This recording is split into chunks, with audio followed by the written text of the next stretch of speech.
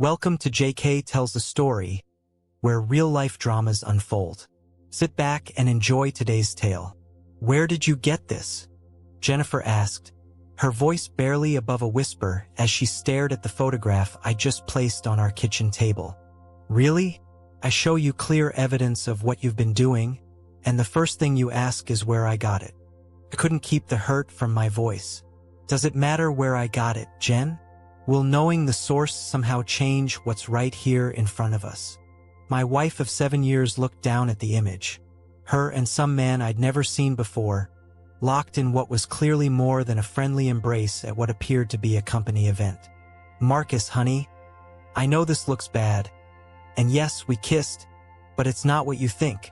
Jennifer's voice took on that careful tone she used when she was trying to manage a difficult situation. Look at the picture, we're surrounded by people. It's not like we were doing anything else. So that's your defense? I felt something cold settle in my chest. No explanation of who he is or why you're kissing him like that. You think because other people could see you that makes it okay. Jennifer straightened, and for a moment I saw a flash of the woman who'd successfully climbed from teller to senior customer service representative at SunTrust in just 3 years. Marcus, you're making this into something it's not. You have nothing to worry about. It just happened, we got caught up in the moment. Making a big deal out of this won't help anything. Innocent. I couldn't help the bitter laugh that escaped. You still haven't even told me his name. Why should I be upset about someone I don't even know? Does it matter what his name is? Jennifer's composure was starting to crack. If I tell you, you might do something stupid. You might pick a fight and you'd get hurt. I won't let that happen. I see. Thank you for being so honest and transparent with me. I stood up, my hands shaking slightly. You've made your choice, Jen. Now I'll make mine. I turned and headed upstairs, pulling my old travel bag from the closet. The sound of my zipper seemed unnaturally loud in the sudden silence. What are you doing? Jennifer had followed me, her footsteps quick on the stairs. What does it look like? I'm packing. But why? Because I can't take any more lies. I need to leave and think before I say or do something I'll regret. I continued folding clothes, focusing on the simple task to keep my hands steady. Don't be ridiculous, Marcus. I know you'd never hurt me. I paused, looking up at her. Until today, I knew there was no way in hell you'd cheat on me. I guess we don't know each other as well as we thought. Cheating? Who said anything about cheating? Jennifer's voice rose. Kissing him wasn't cheating, and you know it. There it is, I said quietly, reaching into my jacket pocket. What you call a blatant lie. I held out a second photograph. This is a pretty good picture of you too, isn't it? But where, how? There you go again. Jennifer's composure finally broke. Doesn't it matter where you got the pictures? Does knowing that somehow change what happened? She looked at the second photo, this one much more intimate than the first, and her face went pale. The pictures slipped from her fingers and scattered on the floor. Stay away from me, Jen. I stepped back as she tried to reach for me. Communication goes both ways. I gave you a chance to be honest about everything, but apparently you don't think I'm worth the truth. I finished packing and zipped the bag closed. I could have stayed and tried to work through this for Tyler's sake if you'd been honest. But you seem to think that's asking too much. I picked up my phone from the nightstand. I'm taking this with me. If you call for any reason other than an emergency with Tyler, I'll block your number. Do I make myself clear? Jennifer nodded, tears streaming down her face. I walked out, feeling angry, frustrated, and hollow all at once. It was Friday night when I checked into the Hampton Inn off I-285.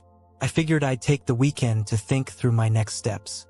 If I divorced her, which felt like the only option, Tyler would grow up in a broken home, and I'd be paying alimony and child support for years. Maybe if she'd given me some kind of explanation, or at least apologized, but she hadn't even had time to process what this meant for us. The absence of my wife and son hit me like a physical weight. The loneliness was suffocating. I found myself crying until exhaustion finally took over. The next day, just before noon, the messages started coming. I'd gotten my mechanical engineering degree from Georgia Tech 5 years ago and landed a job at Meridian Manufacturing, an automotive parts supplier here in Atlanta. After 3 years on the production floor, I'd been promoted to quality control manager. A significant step up that came with a salary increase that finally made Jennifer and me feel like we were building something. We'd moved here from Detroit, leaving behind friends and family for this opportunity. The auto industry had been struggling up north, and Meridian offered stability and growth potential in the growing southern automotive corridor. Jennifer had quickly found work at SunTrust's Buckhead branch, where she excelled in customer relations. What made our social situation unique was that SunTrust handled Meridian's corporate banking, everything from payroll services to equipment financing. Jennifer worked in the commercial customer service department, and I was one of the primary contacts for our company's account. Through quarterly business reviews, client appreciation events, and informal gatherings, we'd become part of a loose group of 6 to 12 couples who got together every couple of months, sometimes at someone's home, more often at restaurants or the country club where SunTrust held client events. The women were Jennifer's colleagues from the bank's commercial division, and the men were either their husbands or, like me, representatives from SunTrust's corporate clients, managers, owners, and executives from various Atlanta businesses.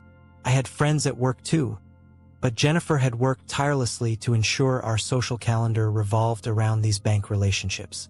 I hadn't objected, they were all pleasant enough, and it made sense given how much business Meridian did with SunTrust.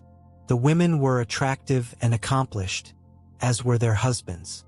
I sometimes felt out of place among the polished banking professionals and successful business owners, but they'd always treated me as an equal. From this group, my current barrage of messages consisted. It was clear that Jennifer had not only informed them of our problems, but had given them details, and they were all urging me to give them an audience and help diffuse the situation quickly. I shook my head, amazed at how she'd kept her attempt from me, yet freely shared the details with our friends. Now I wondered what kind of friends they really were. I don't like other people knowing about my affairs, especially my personal life and the intimate details of my marriage. This situation in itself was disturbing to me. The only person who hadn't called or texted was Jennifer. She knew I'd honor my promise to block her number. Rebecca seemed to be the instigator of everything that was going on. She was Jennifer's best friend at the bank. They both worked in commercial customer relations and were thick as thieves. She wanted me to meet the group at her house on Sunday night at 6. My analytical mind guessed that this could be some kind of trap. My car might be blocked, or the guys might try to prevent my escape if I decided to leave the meeting earlier than they wished. I texted back that I'd meet them at the Capitol Grill instead.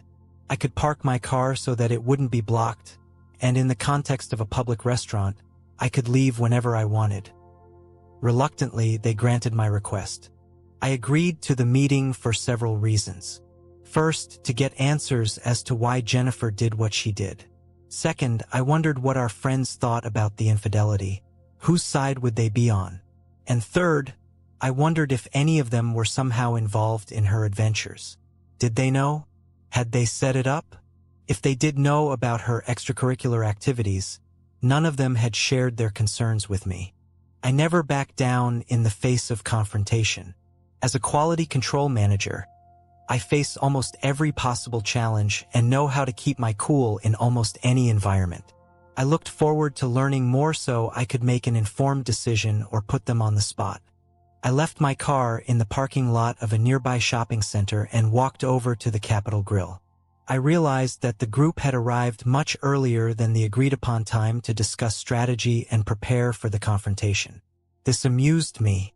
There was only one seat at the set table, and it was next to Jennifer. She immediately rose to greet me as I approached. I stopped her before she could reach me. "If you don't mind, I'd like to sit at the far end of the table, away from her." "If you all don't mind, but if you don't mind, I can comfortably sit at another table," I explained. Rebecca spoke quickly before Jennifer could respond. Of course, Marcus, that's okay. James, how about giving Marcus your seat at the end of the table, please? Marcus, have a seat. You're our guest tonight, so your dinner is already paid for. Why don't we all go ahead and order? Our group was in a separate dining area of the restaurant used for overflow. They must have taken care to shield it from prying eyes. Everyone quickly placed their orders, and once that task was accomplished, before I let Rebecca or anyone else take over the conversation, I was determined to get at least one answer before moving on. I handed out 2 copies of the photo of Jennifer and the mystery man kissing on the dance floor, one on the left and one on the right. You all seem very interested in Jennifer and me settling our differences, I began. I was shocked that she told our personal matters to someone before she and I even had a chance to discuss them on our own. But it just shows her continued disrespect for me and our marriage. Rebecca started to speak, but I interrupted her. Before any discussion begins, I want an answer, and right now. Look closely at this picture. Do you see that man? She refuses to give me his name. I'm sure at least one of you here knows who he is. You all say you want to help us solve our problems. Well, what I need help with most right now is information. If none of you can be honest with me and provide the facts as they are, then we have nothing more to discuss. There was complete silence at the table. Even the talkative Rebecca hesitated to speak. Neither of them offered to say they didn't know the man, nor did they offer to tell me who he was. I had my answer. Thank you for your time.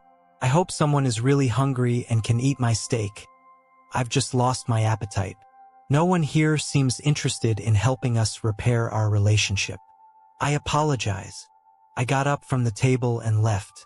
Jennifer called out after me, begging me to come back, but no one else did. It was obvious that our friends were her friends, not mine.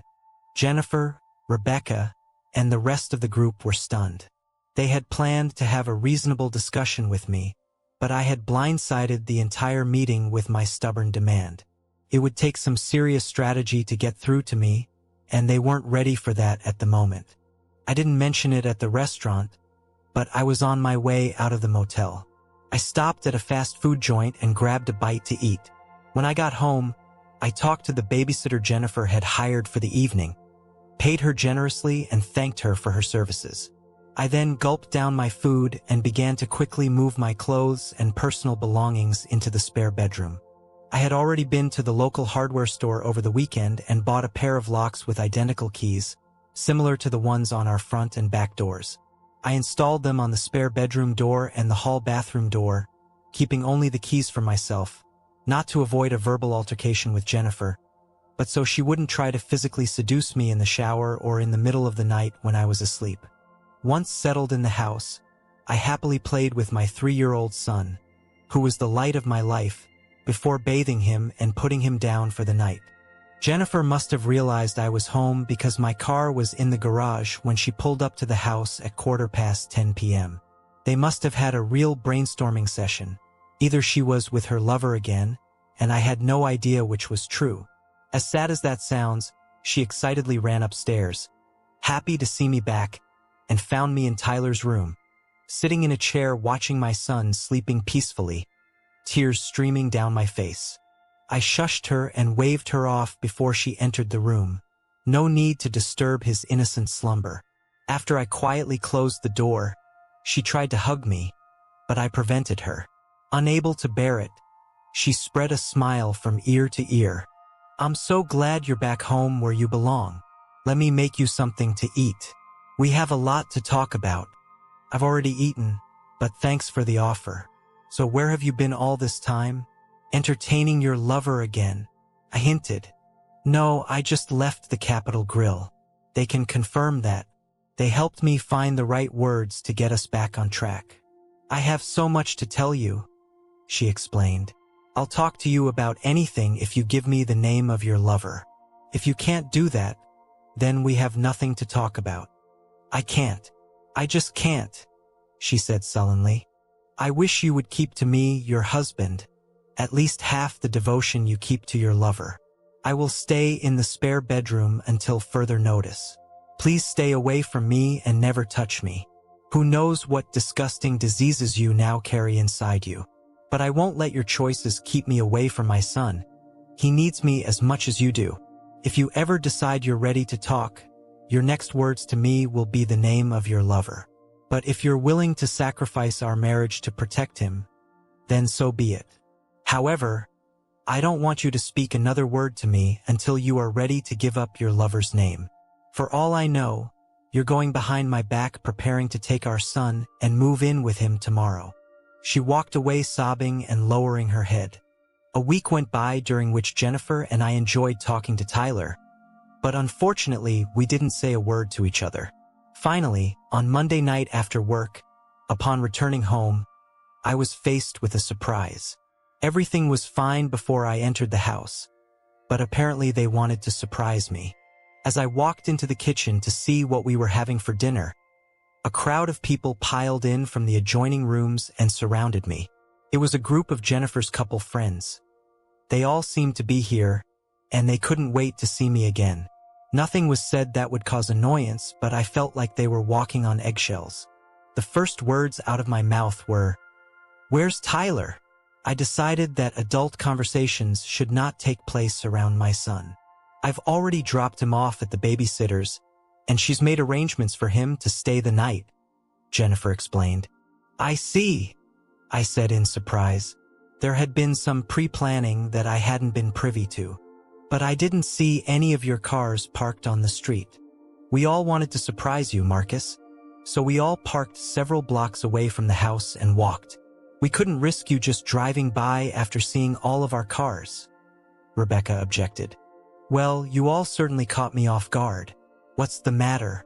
Why are you all here? Has something changed recently that I don't know about?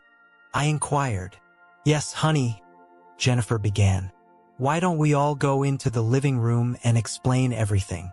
I'm ready to answer your question right now. Sure, but first I need to go to the bathroom for a minute.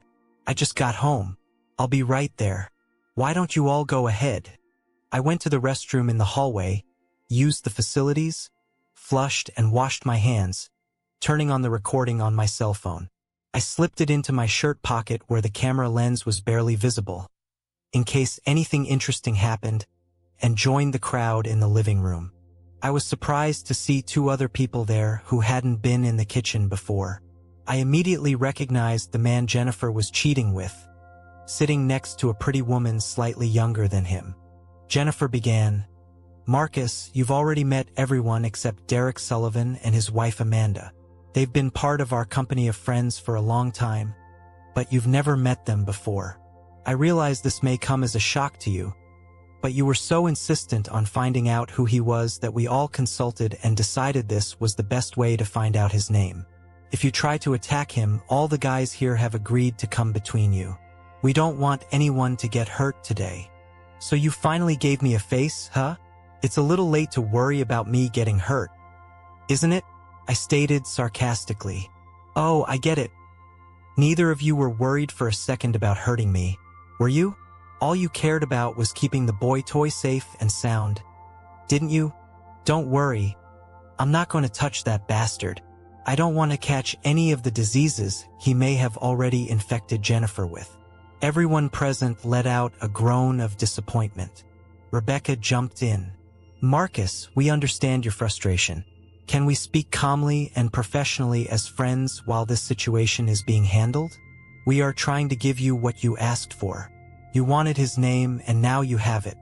We assumed you would also want to talk to him, and as you can see, we have already arranged that. However, Derek doesn't need me to speak for him or on his behalf. He is perfectly capable of speaking for himself. Our role today is merely to introduce you to each other.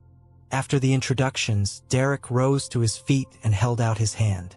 I'm afraid we've gotten off to a bad start. I hope that by the end of this meeting we can be friends, or at least polite to each other. I promise to always treat you with respect and courtesy, and I hope you will do the same. Marcus, may I call you Marcus? He asked, extending his hand to me. I made no movement in response to his gesture, keeping my hands at my side. First of all, since we're just now meeting for the first time, Mr. Sullivan, I prefer you call me Mr. Thompson. I can't imagine that our friendly relationship would warrant such familiarity. Secondly, you have just promised to treat me with respect and courtesy after you have already shown me blatant disrespect.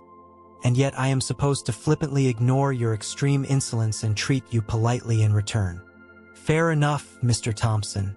My suggestion was solely in reference to our conversation today. I was not referring to past incidents, if you will allow me. I would like to talk to you about what happened between me and Jennifer, your wife. Please do not say her name in my presence, or refer to her as my wife. That title may be short-lived and unpleasant for me. I am evaluating the pros and cons of divorce, which I am sure you are already aware of. How should I address her then, Mr. Thompson? You may refer to her as the woman I married, and for the moment I will accept that. Very well, Mr. Thompson. I would like to tell you what happened between the woman you married and me. I hope I can put the circumstances in a light that you will find acceptable. I am all ears, Mr. Sullivan. Please enlighten me, I asked. The arrogant man took a deep breath and began to make his point. Look around this room, Mr. Thompson. What do you see? I'll tell you what you see. You see a room full of exceptionally attractive women and men, including the woman you married and yourself. Do you think that's a coincidence? Doesn't it strike you that your best friends, a group you've enjoyed socializing with countless times, turn out to be far more attractive than the average man or woman you meet? This group inevitably came together like birds of a feather. As the friendships grew, so did the intimacy and expressions of friendship. Every person in this room is in a happy, stable, and committed relationship. That is our first and foremost goal. When each person is confident in their relationship with their soulmate, we will realize that no forces on earth can separate us from each other. And every one of us here believes the same about you and the woman you married, he continued. Take my wife here, Amanda. She is as great to me as any woman in this room, and we plan to spend the rest of our lives together. No man in this room, including you, will ever be able to take her away from me, and that knowledge gives me the confidence to share her with others for our good and the good of others in our group. We both learn and grow more than we could by remaining monogamous. It's an outdated and archaic term that no longer binds people together the way true love does, consisting of trust, intimacy, understanding, sharing, and opening horizons to great and beautiful things in our marriage. How nice for you and your wife, Mr. Sullivan, and the rest of this group, if they are all free to do this with each other without restriction. But that has nothing to do with me and the woman I married.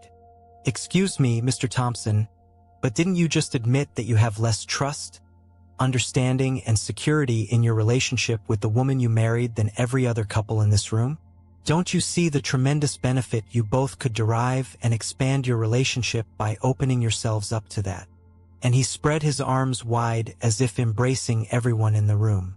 If what you say is true, Mr. Sullivan, then you just called every woman in the room a prostitute, including the one I married.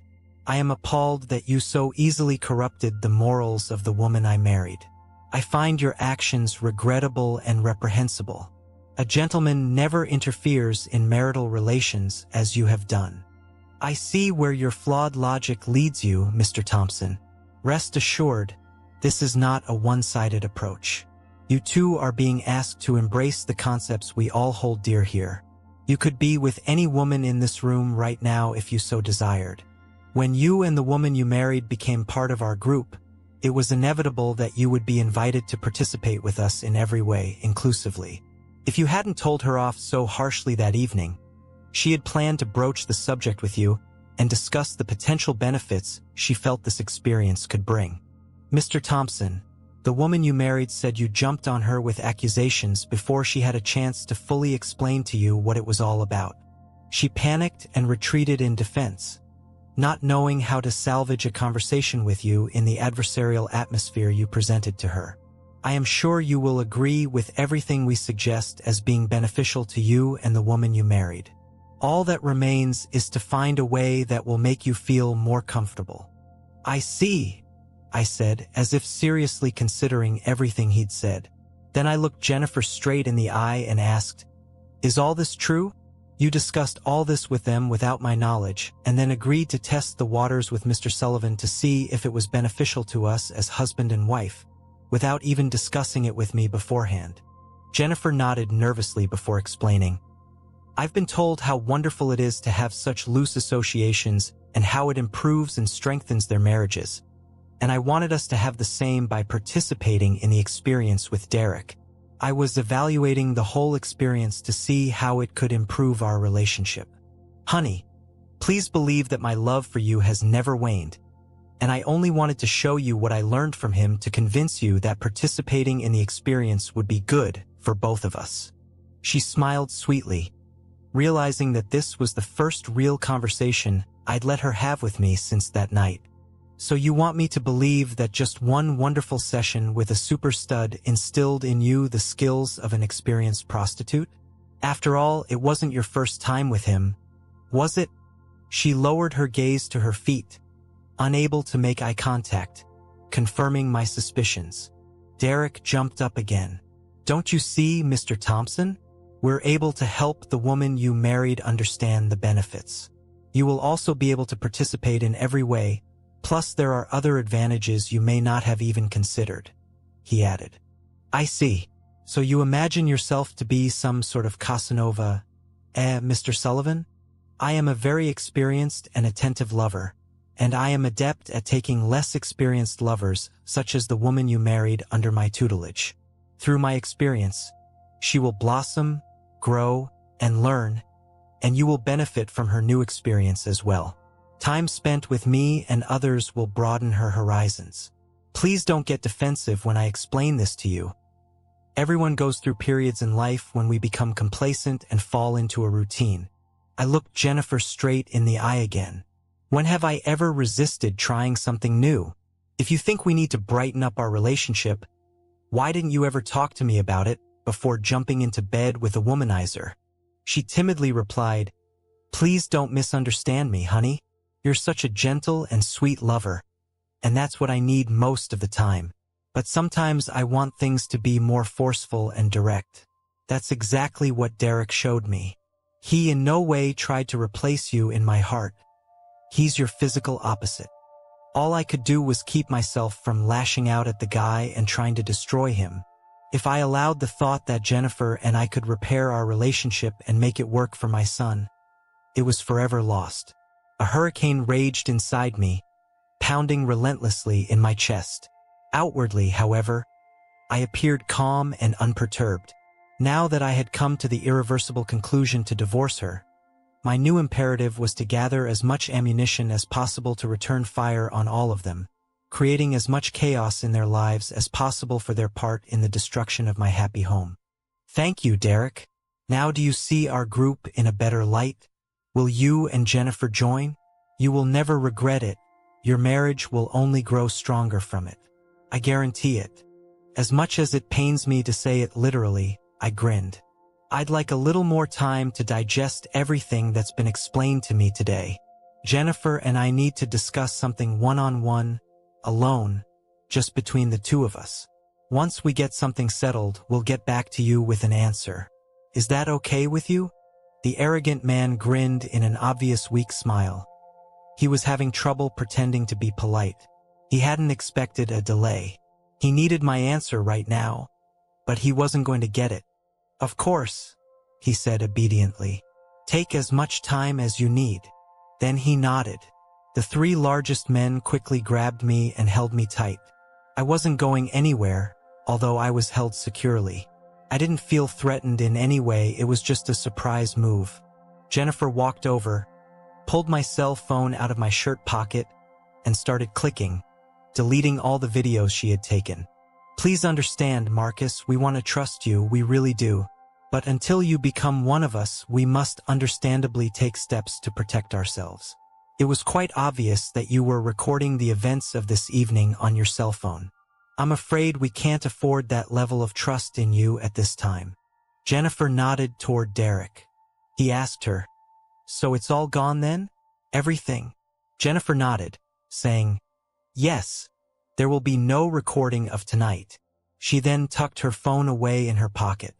It became abundantly clear that she was already a full-fledged member of the club for him to believe that she would go against my wishes to fulfill theirs. I demonstrated the look of defeat this jerk was seeking. There you go, Marcus. Don't be so depressed, Derek continued. I'd like to believe that you've decided to keep a record primarily to better choose who you're going to be with first when you join our group.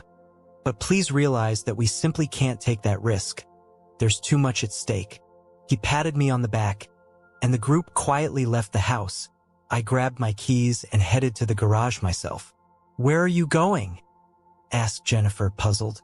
To pick up Tyler, if that's okay, I replied. I was hoping we could, renew our physical acquaintance today. There's no reason to go get him right now. Is there? I miss my son. Obviously you don't. I'll be back in a little while, I advised. She took another hint, but I ignored her and walked out the door. I drove to the Capitol Grill. I was hungry since I hadn't had dinner yet, and I was missing something I ordered but didn't eat the last time I was there. The restaurant did not disappoint. Taking my time, I savored the tender beef, mentally going over the events of tonight. Hopefully everything would work out the way I had planned. Only time would tell. The kind Mrs. Williams thanked me for the generous tip I'd paid her over and above her usual hourly rate. I might have to depend on her in the near future, and I wanted to make an acquaintance with her in addition to Jennifer.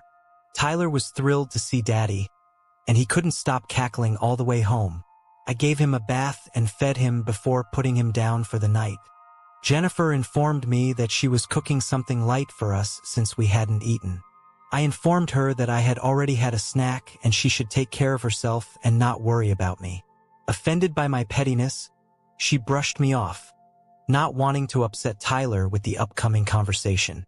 Since it was Monday night and we both had to work tomorrow, I got ready for bed. She wanted to talk. What's going on, Marcus? You seemed really interested in Derek's offer about our group, and then you dropped me like a hot potato. What happened? I'm really glad you asked. Let me answer your question with my own questions. Perhaps your answers will provide clarity, I offered. Go ahead, she suggested. Just before they left, 3 men seized me in my own house, and you never said a word against it. Is that true? It wasn't like that, she objected. It wasn't like that? Was it 3 men who grabbed and held me in my own home? Yes or no, Jennifer? Did it happen? Yes, but... Before she could answer, I interrupted her. Yes, it did. And did you say a word of protest to any of the other witnesses who were also silent? Yes or no, Jennifer? Just answer yes or no, I commanded. No, she answered with difficulty. Good. We are beginning to understand. Then listen carefully to the next question. Did I ask you to take my cell phone and delete anything from it? Did you? Yes or no, Jennifer?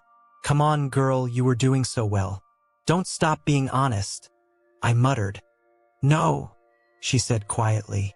So please bear with me because this is going to be a long question.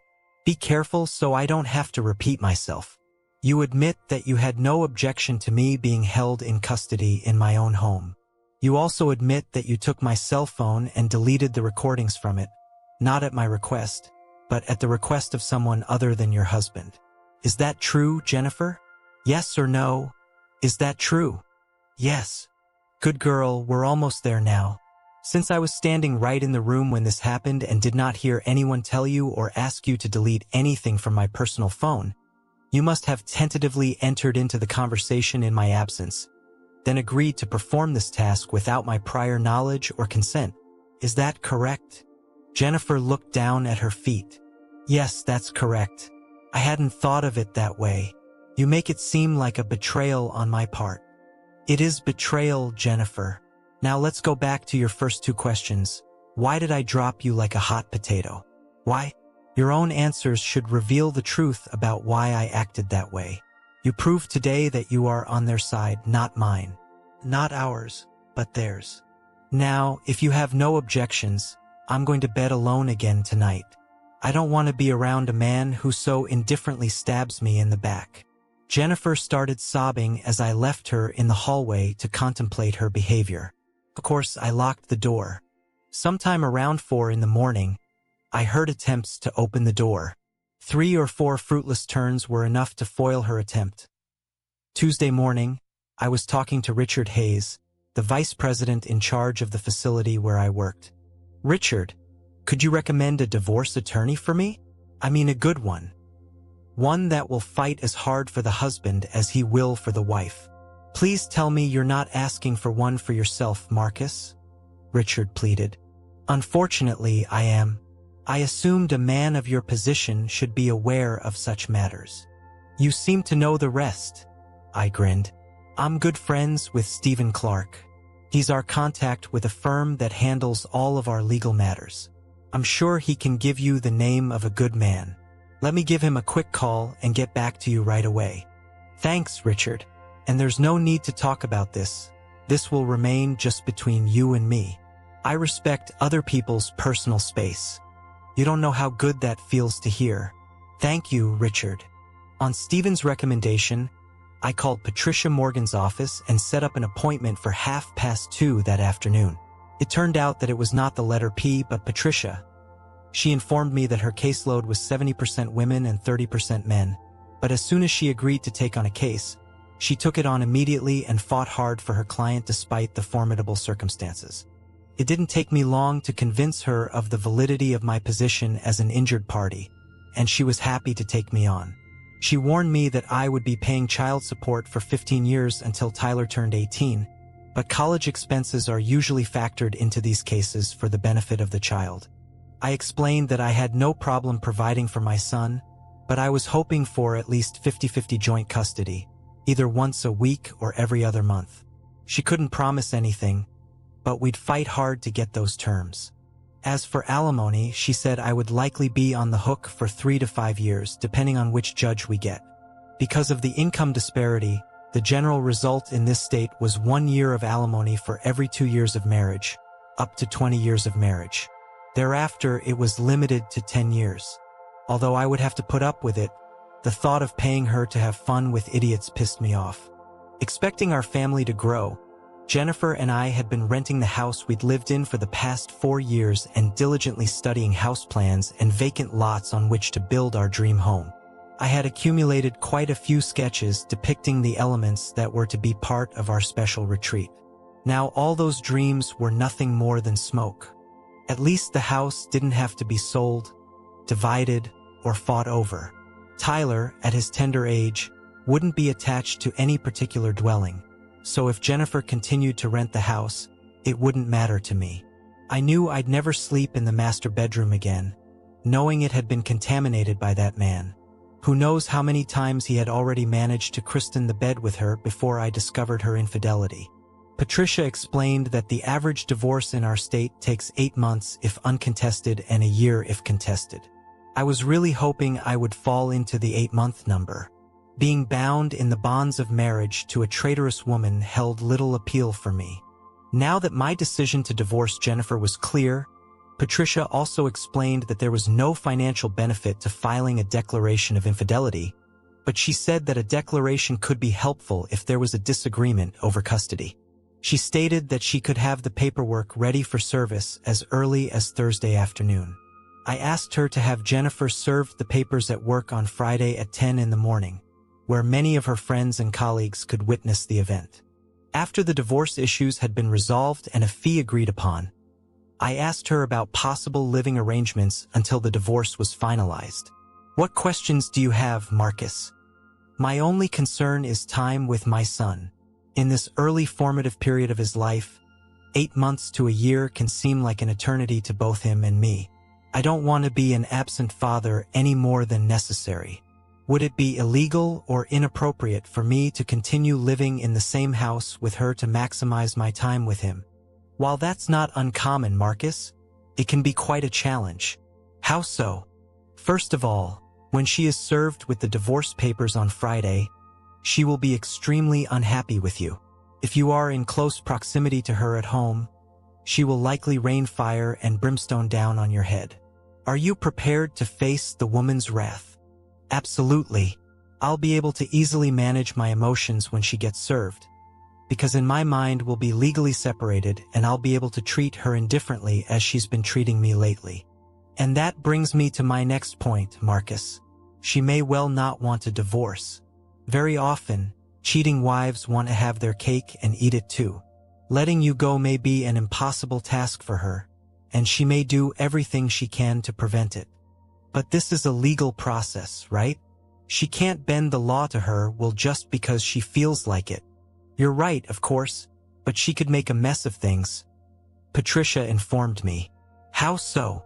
If you enter into a conjugal relationship at any point before the divorce, the time limit will reset to 0 and the clock will start ticking from a new beginning.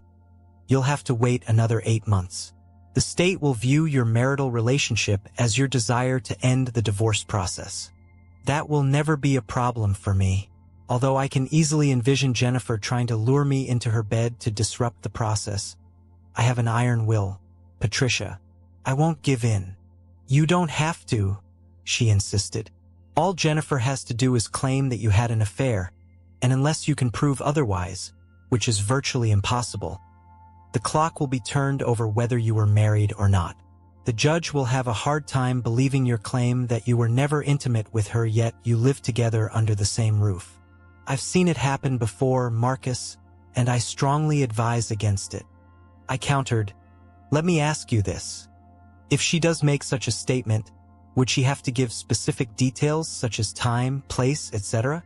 I don't mean intimate details of the hypothetical session itself, but dates and times that I could refute. Yes, if she wants to, but again, it would be your word against hers, and the judge would likely believe her, especially if she was tearfully persuasive. Leave it to me. Thank you, Patricia. You've been a great help to me. I then talked to her about another legal issue I would have to deal with immediately after the divorce. Jennifer usually gets home a half hour earlier than I do, so it was no surprise to find her cooking dinner in the kitchen. Contrary to my custom, I avoided the kitchen and headed upstairs to take a shower. Since I started using the hall bathroom, she had fewer opportunities to trap me. I took a change of clothes with me to the bathroom. It was time to start practicing living separately under the same roof. When I emerged from the bathroom fully dressed, she was waiting for me in the hall. Dinner will be ready in a few minutes. Tyler is already sitting in his high chair in the kitchen. You smell nice and fresh, she said coquettishly. I'll be right down. Thanks, I replied, ignoring her remark and unlocking my spare bedroom door. The tension was palpable, but she didn't say anything sarcastic as we ate. She began, I'd like to explain the cell phone situation from last night. Knock yourself out, I said calmly. While you were downstairs evaluating potential partners, and the three of us were alone upstairs, Derek informed me that he knew you were recording the events of the evening and that it would not be fair to let everyone be exposed to the professional risk you could expose the group to with the video. The right thing to do would be to eliminate the threat, he said. They couldn't leave that night until the threat was neutralized. Not knowing if you had the password on your phone, they were willing to take it with them and return it later when it was cleared.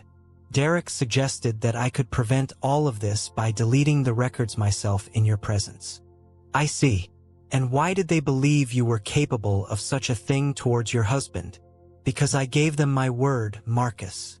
I don't understand. Didn't you give me your word to be faithful to me on our wedding day? There was silence after my remark. I was glad for it. Darling, I don't want you to think that I'm on their side. That's not the case at all, isn't it? What if the circumstances had been different? What if those three men had grabbed you in our house? Do you think I would have just stood by silently and let them do it? What other choice did you have, Marcus? The three of them could have easily taken you. That's true, but that knowledge wouldn't have stopped me. Hell, it wouldn't even have slowed me down. I might have been defeated, but only after I'd done a lot of damage myself. I would have fought for you because I would have been on your side, not theirs. We were a team, you and I. Last night you didn't act like my wife. You acted like one of them. I'm sorry you don't understand me, Marcus. I explained about the cell phone. I don't know what else to say. There's nothing more to say about that subject. Is there? How did you find those pictures, Marcus? I'd like to know. I'm sure you would. Wouldn't it be interesting if one of your friends turned out to be not as dedicated to your cause as the other members of your group? What if one of your coworkers turned you in and delivered those pictures to my office? How would you feel about that? Who? Please tell me who. A man or a woman? She asked urgently. I can't tell you, Jennifer. Why not? I gave my word, I said with a wide grin. I could see she wasn't getting anywhere with her questions, so she decided to broach another topic. Did you enjoy last night? No. I just saw a bunch of animals. That's exactly right, Marcus. It doesn't have to be emotional for any of them. It will just strengthen our marriage. How's our marriage doing? Our marriage is hanging by a thread. I already feel closer to you, I added sarcastically. Don't be like that. You don't know what it's like, Marcus. Has our life become so boring, mundane, and devoid of fantasy that you're afraid we can't survive as a couple without inviting other people into the bedroom? I didn't say that. It's not that we couldn't survive without it. But don't you want to do more than just survive? Shouldn't we take opportunities to strengthen our marriage when they come along? What's the harm in that? The harm, as I see it, is the destruction of the trust we once had. That is what you have already done with your experiments. Instead of strengthening our marriage, it is tearing the very fabric of it in two. Perhaps no one you know considers fidelity an admirable character trait, but I do. Obviously your friends don't give it much thought. They proved that last night. I don't trust you anymore, Jennifer. You've proven you're perfectly capable of doing whatever you want behind my back. If it's so important to you and you believe in it so much, why didn't you come to me and talk things over with me before you jumped into bed with another man? Because I knew you would react that way. I thought that if I could participate and realize the benefits of it first, then I could bring everything I've learned to you and we'd be better for it. When you see the improvements in me, I thought you would realize the value of it and agree with me wholeheartedly. So you and this smug man consider yourselves supreme in enlightenment and understanding, believing that simple minds like me should be spoon-fed to slowly comprehend the life truths you both somehow instinctively grasp? How generous of you to graciously allow your superior knowledge to trickle down to this lowly peasant. I didn't realize how lucky I was. Sarcasm was in my every word now, and she caught it. Why don't you let me show you what I've learned? I've adopted some techniques from Derek and watched Amanda closely last night. The purpose of this whole process is to improve our love life, not destroy it. Let me show you what I can do right now. I swear you won't regret it, she enthused. Every time I look at you, I cringe. It's not conducive to me wanting to kiss you anytime soon. All you're going to offer me is someone who freely shares with other men what used to belong only to me. Only yours? You don't own me, Marcus, and I never have and never will, she said defiantly. You're absolutely right. I never claimed to own you. I mistakenly assumed you were mine because you said you gave yourself to me, and now you've taken your words back and given them to another man. You've broken something in me, Jennifer, and I'm not sure it can be fixed. She started sobbing again. Needless to say, that was the last conversation I had with her until Friday. All of my free time was spent with Tyler. I didn't hesitate to change his diaper and never once asked her to help me with him. We were almost playing a game of who bathed him the most. Tyler seemed to enjoy the constant attention, and I was happy about it too. Over the next few days, I researched the names Derek Sullivan and Amanda Cross. I hoped to find their connection to the group, but I came up almost empty-handed in public records. I found one Derek Sullivan, a homeless man who had been arrested for soliciting people for money downtown. The photo and age didn't even come close to the one who had entertained Jennifer. I'll try to find out more about them, I decided. I had Jennifer served at 10 a.m. on Friday morning because I was attending a meeting of the local chapter of facilities managers. We usually meet every quarter for 4 hours, including lunch. Numerous contractors sponsored this event to advertise their services at the various facilities represented by members. Thus, when Jennifer inevitably called, My secretary would confirm my extended absence, and I would intentionally leave my cell phone on silent mode. The only call I would answer would be an emergency call requiring my attention at work. I wasn't avoiding Jennifer at all. I just wanted to give her time to get over the initial shock before talking to her. When I eventually returned to work, she'd left numerous messages. I could hear her quickly losing composure as she started talking to me. "It's about damn time. Are you serious about getting me served in front of my friends? Do you know how embarrassed I was? Are you really going to divorce me over this? I told you it was nothing, Marcus. When are you going to get that through your thick skull? Why won't you return my calls? Why do you refuse to talk to me about this? My secretary should have informed you that I'm in a management meeting. I just got back to the office and called you back right away. I have a job to do, it doesn't stop just because you want to talk. And as for talking, when have I ever refused to talk to you? You're the one who's been avoiding talking to me for the last 2 days. I've never once refused to talk to you. I'm still talking to you now, aren't I? But since we both have work to do, why don't we resume this conversation at a more appropriate time? After work, I will talk to you about anything you wish." She began to cry over the phone. "I don't want a divorce," she wailed. "Please, Marcus, don't divorce me. We'll talk tonight. Okay, Jennifer?" "Okay," she said, sniffling. "I love you. Tonight, then. Goodbye, Jennifer." I only had one meeting left at work that day, and it was a short one concerning a production line that was having problems. I called our maintenance contractor to resolve the issue. Surrounding yourself with quality people makes the job much easier. I arrived home an hour early, as Friday afternoons tend to have fewer problems. Most people don't want to solve problems on a Friday afternoon. However, I realized that I would have to solve the problem, and the best way to do that is to pull myself together and face it head-on. Realizing that she might not be in the mood to cook tonight, I grabbed some Chick-fil-A for dinner and texted her about it. She arrived shortly after I did. I grabbed Tyler's diaper bag and carried him into the house from her car. She rushed to hug me as I held our boy in my arms, knowing I wouldn't harshly rebuke her or upset Tyler in the process. I set him in his high chair and helped feed him. Babies can be sloppy eaters, of course, and he was at the stage where he liked to throw food, so there was very little food left on his tray for him to throw. She thanked me for the takeout food. We both played and talked happily with Tyler, although tears were streaming from her eyes at the same time. I spent most of the evening with him, never leaving his side until he was put down for the night. Again, he was my center of attention, my goal, my reason for enduring the dire circumstances I knew were in store for me, and I was as prepared for it as I could be.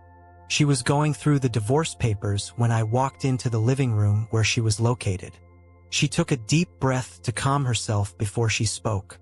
"I'm sorry, Marcus." "Okay. Is that what you wanted to hear?" "To be honest, it's the first apology you've given me since this whole thing came up."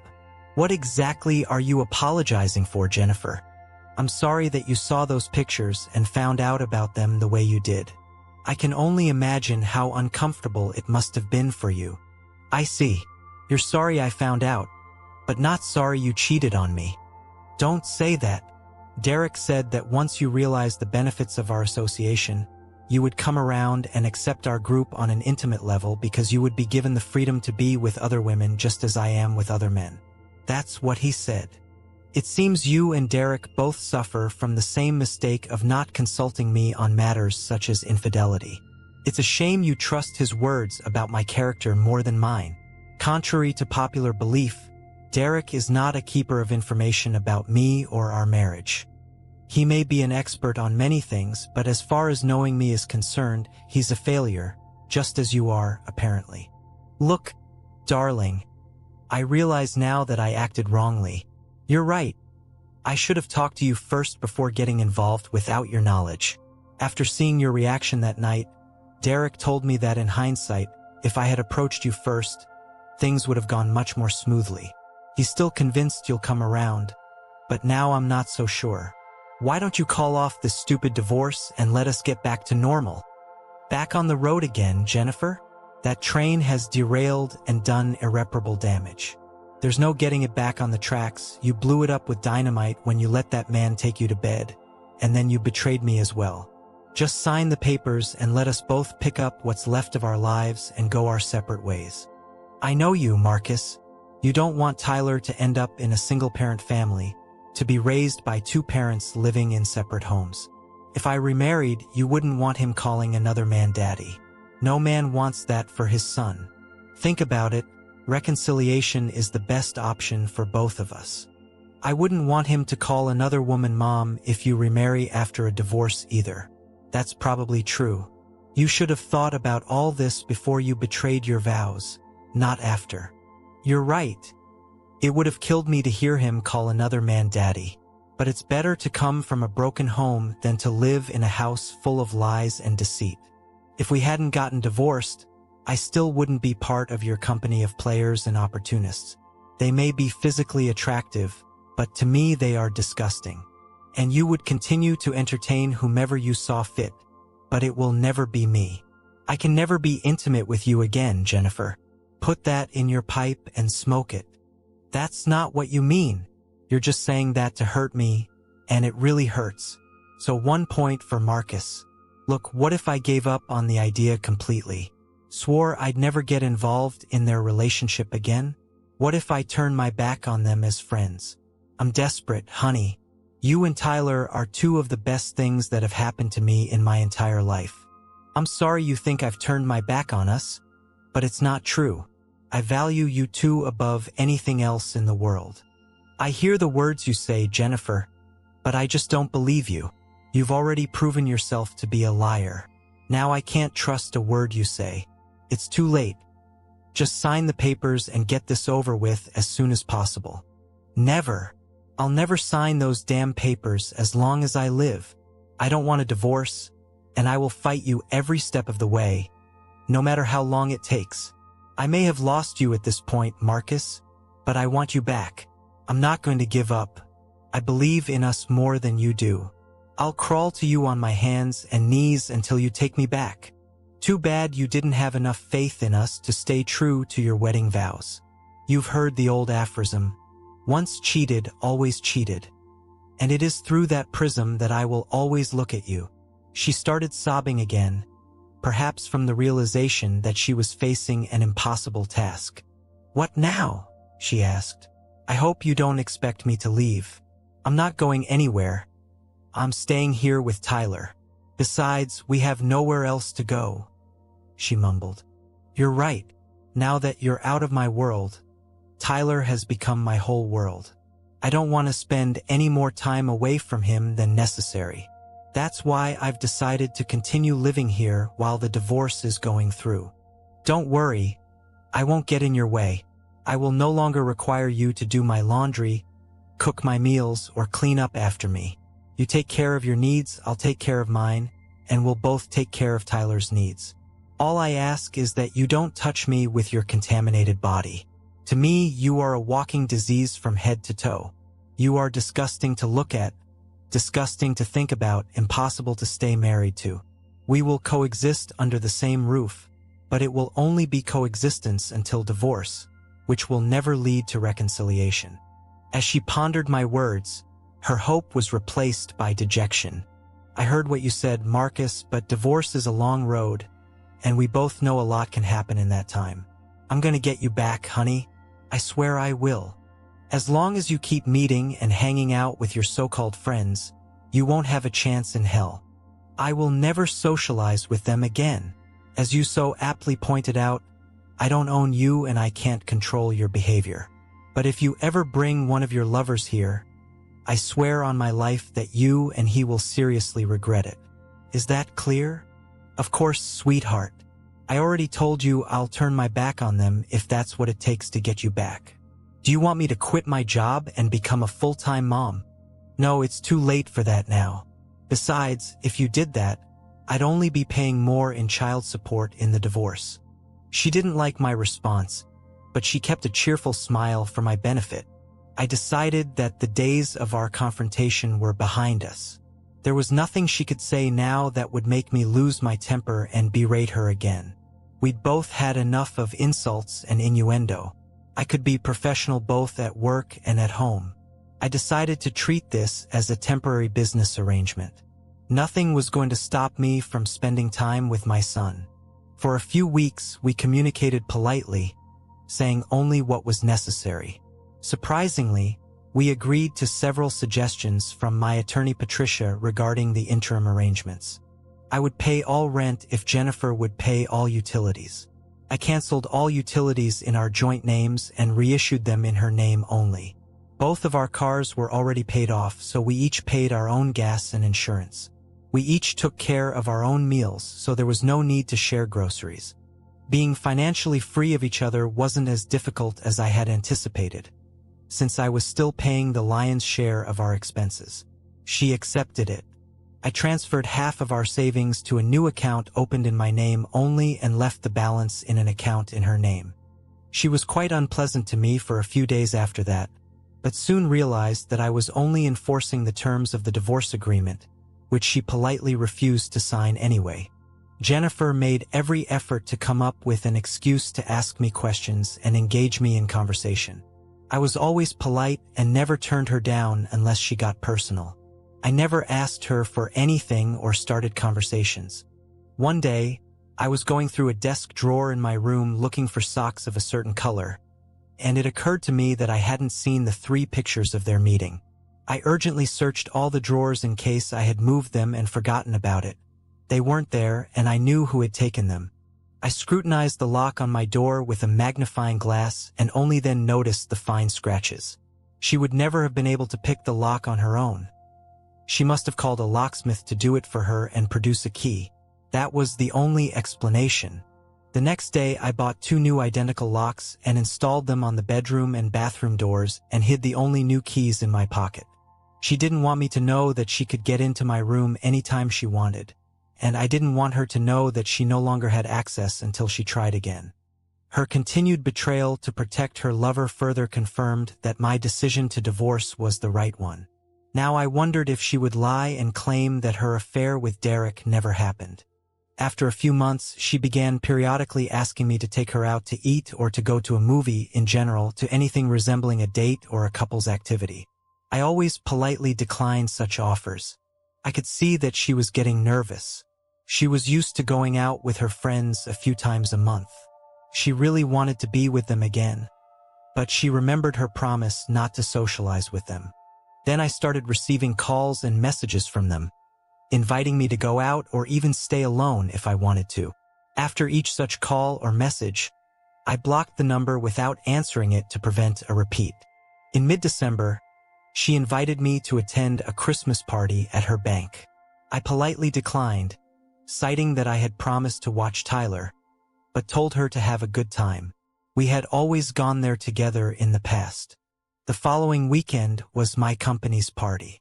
I had planned to go alone, but she didn't want to stay home in the evening. She took Tyler to the babysitter's house. I left for the party without saying a word to her. Apparently, she soon followed me in her car and quickly found me at the party. As usual, she was stunningly beautiful. She tried to make small talk with me in the presence of others, but I had little interaction with her. When I was alone with him, Vice President Richard asked if we had made up. I explained the situation, and he only laughed, saying that I had the courage to live under such circumstances. However, I made it clear that I didn't want to waste time away from my son during this period. He understood my position. Leaving the party, I went straight to the babysitter's house and picked up Tyler. He slept all the way home. I expected Jennifer to be bitterly disappointed and rake me over the coals after the party, but she was so pleased just to be with me on any excuse that she seemed grateful for the few crumbs of attention she had inadvertently received in a public setting. Jennifer wore very few clothes around the house at all times.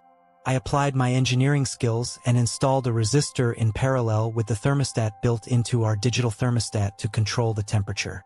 The resistance value I chose caused the heating temperature set point to be 5 degrees lower than the display temperature, and the house was cooler than usual.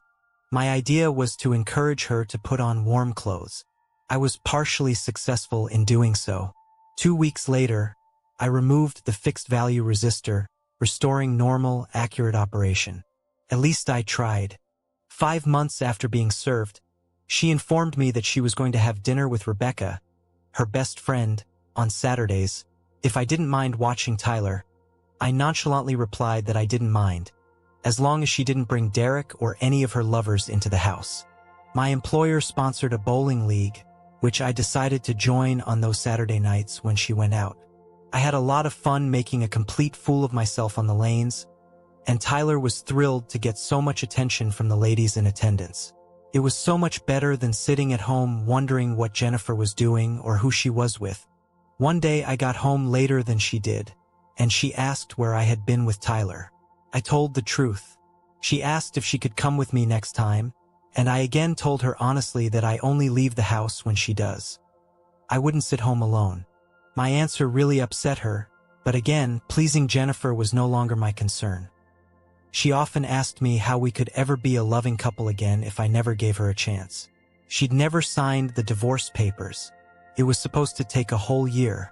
6 months after the service, Patricia Morgan, my attorney, contacted me and informed me that Jennifer's attorney had successfully argued for 10 mandatory marriage counseling sessions, 2 a week. I had to attend them and couldn't just sit and be silent for the entire session. I had to answer every question the counselor asked me. I asked her if I could repeat the same simple, short sentence for every question.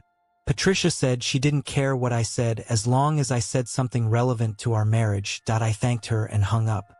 Of course, Jennifer's lawyer made sure the marriage counselor was the kind of person who favors the wife and readily vilifies the husband. I didn't care what the therapist thought of me as long as I followed the letter of the law. To every question and statement from Jennifer and the therapist, I replied, "I don't want to stay married to a promiscuous woman." Not a few minutes later, they were both frustrated and angry with me. But while my repeated remark was harsh, it also applied to our marriage. I endured the barrage of verbal abuse hurled at me by both women with a smile on my face. I did not raise my voice, call anyone names, or use vulgar language. After the 5th unsuccessful session, the therapist canceled the remaining sessions, citing unproductivity and waste of time. The remaining months passed without change. I continued to spend every spare minute with Tyler and could tell that he felt that special bond one had worked so hard to create. For days before the divorce hearing date, Jennifer moved out of the house and took Tyler with her. I was also served with a restraining order to stay away from both of them until the court date. Subsequently, Patricia contacted me with disturbing news. "I tried to warn you, Marcus." She claims that on 3 separate occasions you coerced her into intimate relations.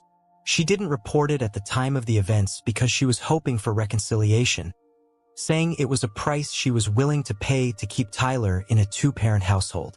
However, according to her, the last time you supposedly demanded relations, she felt ill, then you allegedly forced her. Hospital documents submitted by her attorney show several bruises as evidence. She has countersued for full custody, allowing you only infrequent visits under CPS supervision. I'm afraid she's got you cornered. Is any of what she claims true? Patricia, you know me much better than that. Not one word is true. Not one word. Okay, I just needed to hear it from you. I will fight for you to the end. But I have little hope of overcoming her accusations without hard evidence to back up your denials. Has she provided all the necessary information that you indicated would be required to investigate her allegations? Yes, she has. I have the details in a folder in my office. Can you email me the information her attorney has provided? Sure. For what it's worth, remember, you cannot call her, email her, text her, or contact her or your son in any way until I tell you otherwise. Do you understand? Nothing. If she calls you and you hear her voice, don't say a word. Just hang up immediately. Understood, I repeated. 2 days later, walking into the house after work, I was shocked to see Jennifer sitting at the kitchen table. Her car was nowhere to be seen. Perhaps she had gone with someone else. She was waiting for me. I had no idea why. My first impulse was to run away so as not to violate the restraining order, but she called out loudly before I could get out the door. "Marcus, turn around and listen to me if you want to see Tyler again." She definitely had my attention. However, trying not to talk to her, I just stared at her face and kept my distance. "Well, you don't have to say a word. Just listen." I remained calm and didn't make any gestures that could be construed as aggressive or confrontational. "First, hand me your cell phone so I can turn it off." I placed it on the kitchen table. She picked it up and turned it off to make sure there was no recording. "I tried my best to talk you down, but you were so stubborn I had to resort to desperate measures. How does it feel to have the shoe on the other foot? It's not very pleasant, is it?" "I'm sorry, Marcus, but you left me no choice. I had to claim we had intimate relations, which you demanded to reset the clock. But Derek convinced me I needed a backup plan in case your lawyer was convincing enough to object. So I made up a story about you hitting me in anger. We both know you never touched me. I've already told you that you would never hit me in a million years, and I still believe that even here and now. But I needed to make sure I got full custody of our son, leaving you with only crumbs of time to spend with Tyler. It pains me to be so cruel to you, Marcus, but it puts me in a unique position to negotiate with you." Jennifer cleared her throat and continued. "If you cancel the divorce, make it go away, and voluntarily agree to us joining our group of friends as they have generously offered, then I will lift the restraining order, move in with you, and we can resume our happily married life. Tyler would not be born into a single-parent family. He would be raised by both parents living happily under the same roof. Think about it, Marcus. What's not to like? I promise you'll get used to it quickly. I'd love to show you the new tricks I've already learned, right here and now if you want. Perhaps that would be too soon. What do you say, Marcus? Why don't you get off your high horse and live with me in the real world for a change? I swear you'll have a good time." I looked her straight in the eye, letting her know I was seriously considering her offer.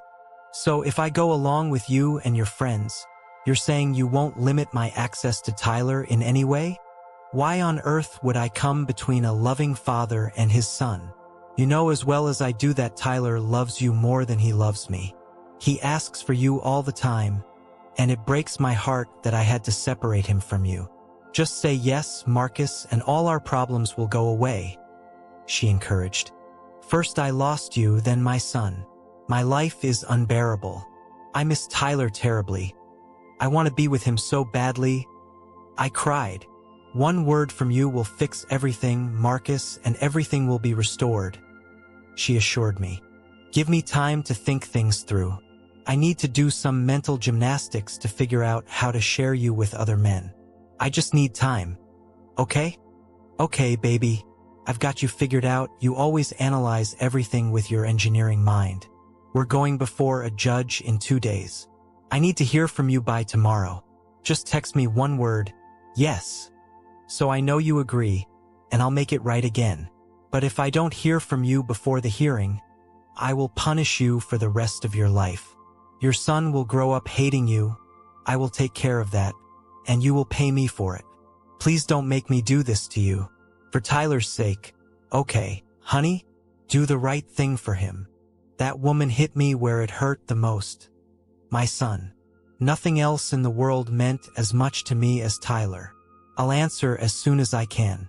For now, please leave," I insisted. She walked past me with a smirk on her face. She knew she had me cornered. I held my breath until I heard the door close. Looking out the window, I saw a shiny Lexus pull up quickly next to her. The driver, of course, was Derek Sullivan. He must have a huge obsession with her to go to such lengths to get her into his group. I had a lot to think about. Patricia informed me that my presence at the divorce hearing was not required. My presence wouldn't change the outcome, but I wanted to be there. As I left the men's room to head to the courtroom, Jennifer appeared out of nowhere and hissed, "You had your chance, you stupid fool. I'll tear you to pieces in there. Your son will never know your name and will grow up calling another man father. I will marry a real man who is not so insecure, who trusts and believes in me and our marriage, who is willing and open to new experiences, unlike you." Then she spat in my face and hurried away, escorted by the stares of onlookers who wondered what heinous crime I had committed against such a beautiful woman. I took a handkerchief and wiped my face, entering the courtroom and taking a seat in the back. I waited my turn, hoping that my lawyer was at least half as good as her reputation suggested. I had a lot riding on today. While I waited my turn, it was interesting to hear about some of the crazy divorce cases. I noticed that those who represented themselves really had fools as clients. Our case wasn't heard until 1 p.m., which made for a long day. Jennifer was called to testify first, as she had filed a restraining order and made accusations against me for mistreating her. The divorce was a minor issue compared to this. I listened intently as she recounted everything I was accused of, including dates, times, and specific locations of the alleged assaults. This was her chance to get custody, child support, alimony, and maybe even jail time for me because, oddly enough, the prosecutor had yet to file formal charges against me. I said nothing as she tearfully recounted her supposed horrific attacks on me. My attorney silently drew images of flowers in the margins of the notes presented to her. Jennifer's lawyer skillfully wove a coherent picture of my violent temper and unsuitability as a parent or guardian of a vulnerable toddler. He explained that Jennifer had done her best to reconcile before my latest alleged attack. She claimed that I had falsely accused her of infidelity and that my jealousy had destroyed our marriage and our family. She now agreed that divorce was the best option for her and the child. After the attorney laid out his arguments and rested, Patricia smiled politely. Taking her turn with Jennifer, she said, "I want to clarify and confirm for the record that you are absolutely certain of the dates, times, and locations of the attacks you accuse Mr. Thompson of. Can you be wrong, Mrs. Thompson?" Patricia looked at her intently. "No, ma'am. I understand everything perfectly. My attorney recommended that it was mandatory that I fully document the events should such situations arise, and I wrote everything down on a calendar I kept in a safe place." "I see.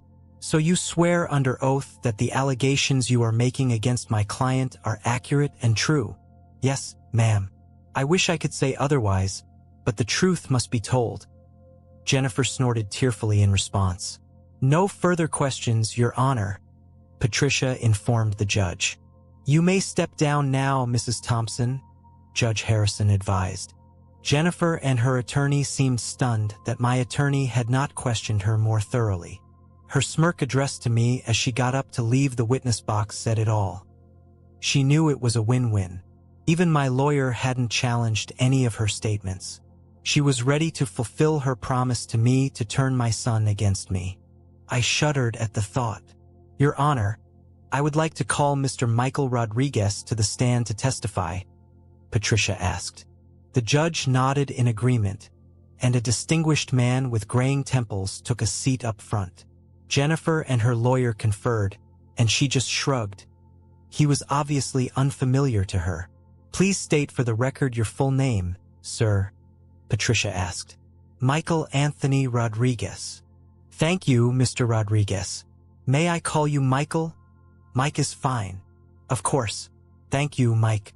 Could you tell the court where you work and what the nature of your business is?" "Yes, ma'am. I own and operate Rodriguez Investigative and Security Services." "Mike, would you please tell the court how you met my client, Mr. Thompson?" "Yes. He approached me about 14 months ago, concerned about his wife, Mrs. Jennifer Thompson. He suspected her of infidelity but had no proof. We offer private investigative services to confirm or disprove such suspicions, and he immediately utilized our services." "I see. And what did you discover during your surveillance of Mrs. Thompson?" "We were able to gather evidence of her infidelity and provided him with 3 photographs of her engaged in intimate behavior with another man." "Were the photographs you provided him with the only existing copies of her activities?" "No, ma'am. We store all photos and videos in secure cloud storage. We are well aware of the need for chain of evidence and are fully licensed agents respected in this and several other circuit courts. We have all the originals. Mr. Thompson has only been provided with copies." And do you have other copies of these same images here today, sir? Yes, we do. Right here. I can confirm that they are copies of the uncorrupted originals. Thank you, Mike. Your Honor, if it pleases the court, we would like to admit into evidence these 3 copies of the original photographs taken by Rodriguez Investigative Services. The judge accepted the photos, reviewed them, nodded, and handed them to the bailiff for processing. Thank you, Your Honor. So, Mike, is that the end of your association with Mr. Thompson? No, ma'am. He was concerned that her affair with an unknown gentleman might be an ongoing affair and asked me for guidance on how to determine if it was an ongoing affair. I recommended that Mr. Thompson install hidden miniature surveillance cameras and microphones throughout the house that could be monitored at all times. Such devices could record phone calls, secret meetings, and evidence of infidelity. And Mr. Thompson hired your firm to do this for him? Yes, ma'am. We installed the equipment the very next day while Mr. and Mrs. Thompson were at work. Objection, Your Honor. Jennifer's attorney protested. I see where this is going, and before this case goes any further, I ask that you declare inadmissible all evidence obtained through those despicable hidden cameras. Mr. Thompson could have easily edited or altered any of those recordings to make the circumstances play out the way he wanted and smear my client. That is unconscionable. Judge Harrison heard the objection and looked at Patricia. Before I rule on your objection, counselor, I'd like to find out if there are grounds for it. Attorney Morgan. Thank you, Your Honor. Mike, could you explain to the court the nature and type of surveillance system you installed in Mr. Thompson's home at his request? Of course.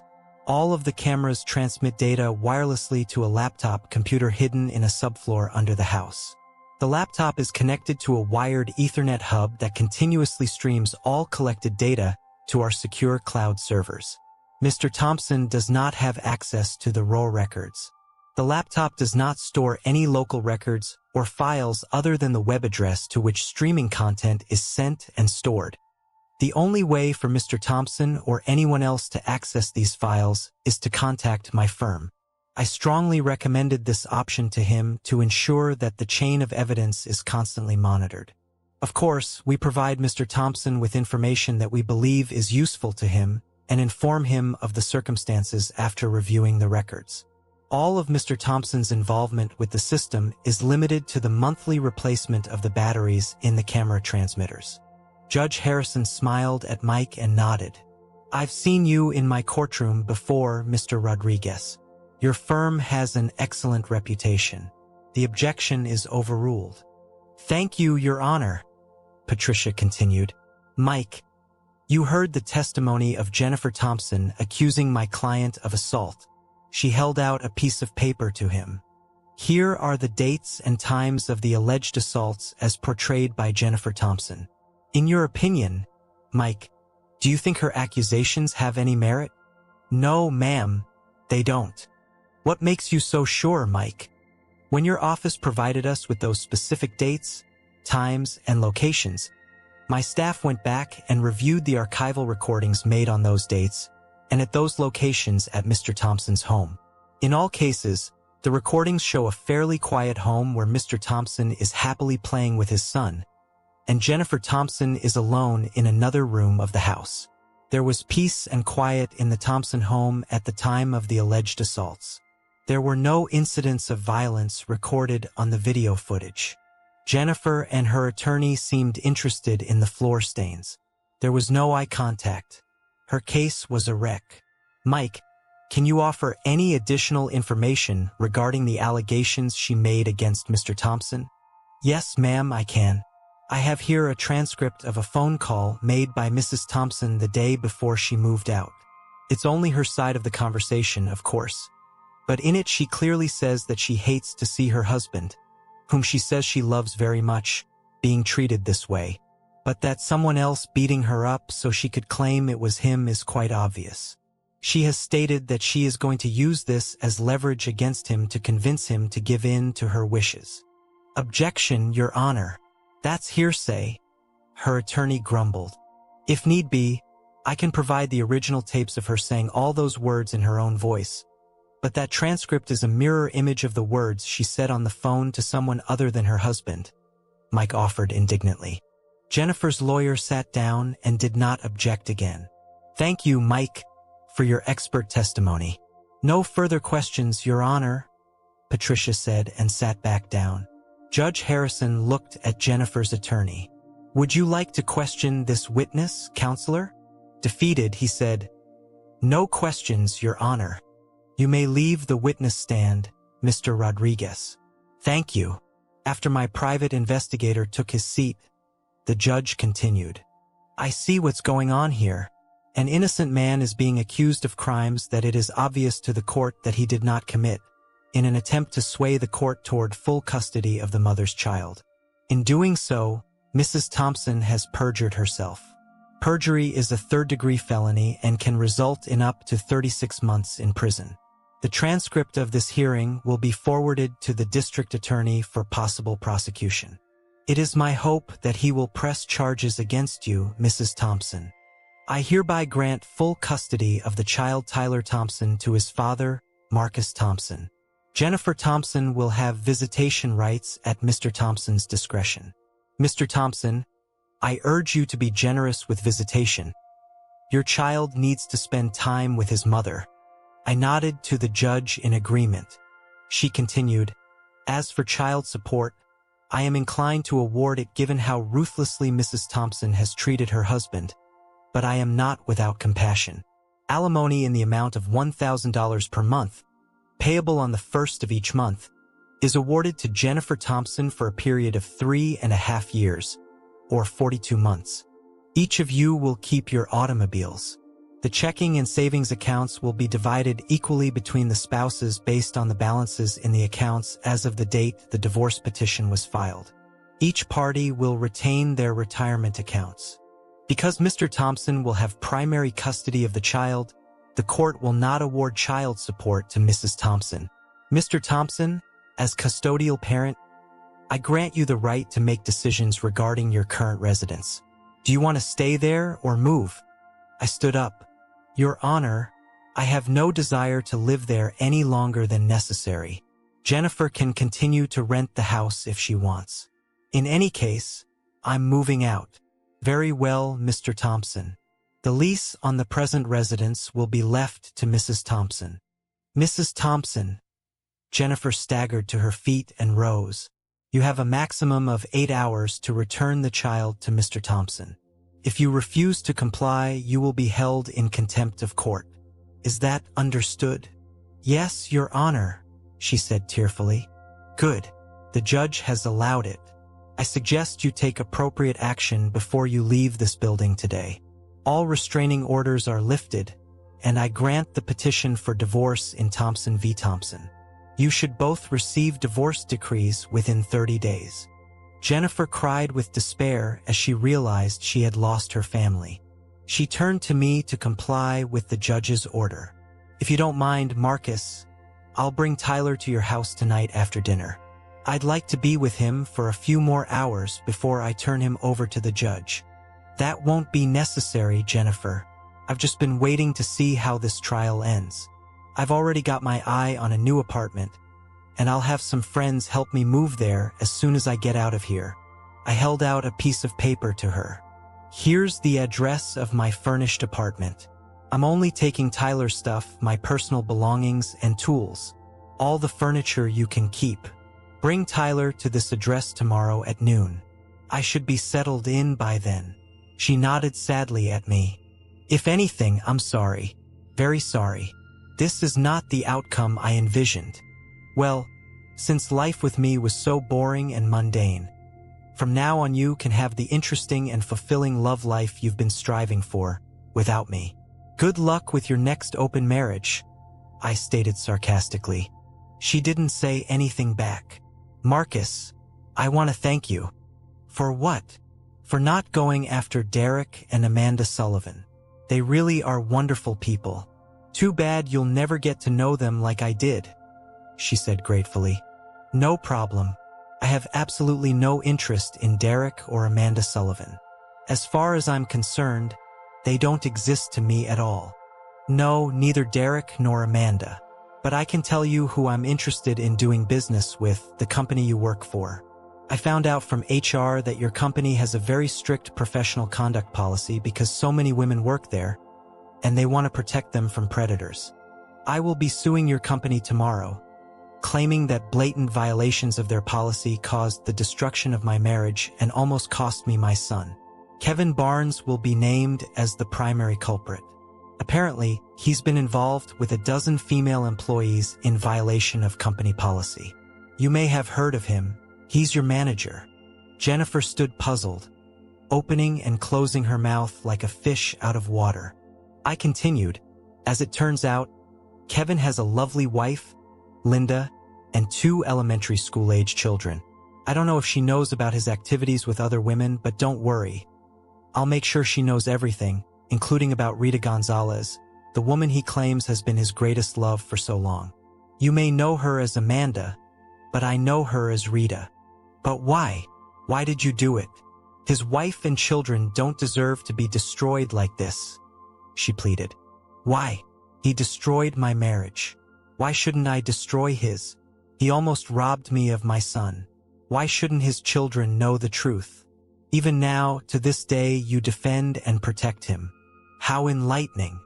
If you stick around a while longer, Jennifer, you might be able to get the man of your dreams, your extraordinary lover. Something tells me he could be divorced within a year or less.